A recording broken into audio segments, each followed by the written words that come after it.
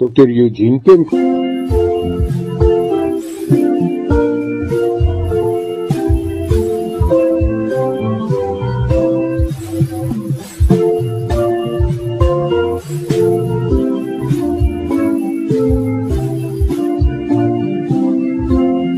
Dr. Eugene Kemp, ons shrink. Deur my jare van praktiseer in privaat praktyk, was dit altyd vir my opvallend hoe 'n mens eintlik al reg aan die begin kan 'n idee vorm of mens die persoon kan help of nie. Werklike ondersteuning en hulp is alleenlik moontlik as 'n persoon voor jou 100% eerlik is en bereid is om te erken dat hy 'n probleem het. En baie keer is daar allerlei meganismes, veral ook omdat, en baie keer is dit maar die mans wat deur hulle vrouens gestuur word vir hulp, wat dan eintlik maar probeer kom om te regverdig hoekom hulle sekere goed doen. Nou, sonder om so maklik net te veroordeel, ek dink ons almal het dit in ons om te wil regverdig. En die Alkoholiste Anoniem, die AA vereniging, in hulle 12-stap program begin by die eerste stap. Die eerste stap om enige verslawing, drankverslawing, dwelmverslawing, enige krisis, probleem dink ek maar, te hanteer, begin by erkenning, ek het 'n probleem. Daar's altyd maar mos die gespottery, my naam is Pieter en ek is 'n alkoholis. Maar daar's iets kragtigs daarin, ook Bybels, dat 'n mens erken dat in myself daar eintlik niks goeds woon nie. Dis nie 'n lekker ding om te weet en te verstaan en te aanvaar en te erken nie. Maar dis die begin van herstel, as 'n ou jou eie kwesbaarheid, jou eie onvermoë om enigiets by te dra, kan erken.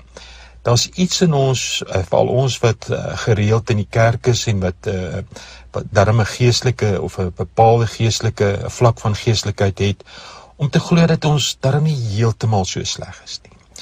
Maar dan moet ons onsself weer herinner aan wat die skrif sê, want almal het gesondig en dit ontbreek ons aan die heerlikheid van God. Ons verdien die dood.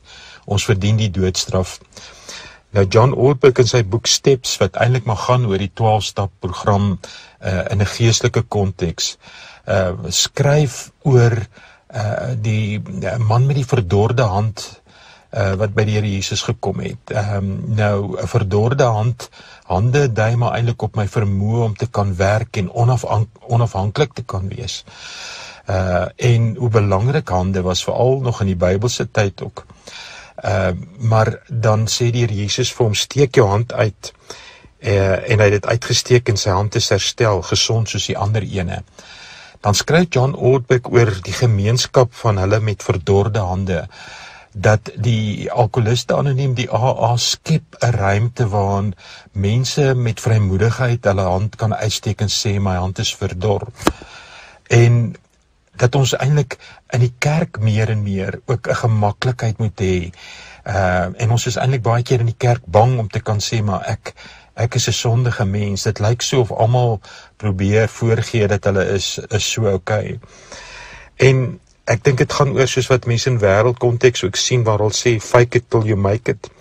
En dit eintlik reglyn teenoor staan met die erkenning van gebrokenheid, wat vir ons nie 'n teken van swakheid is nie, maar dat dit die begin is van groei en heiligmaking.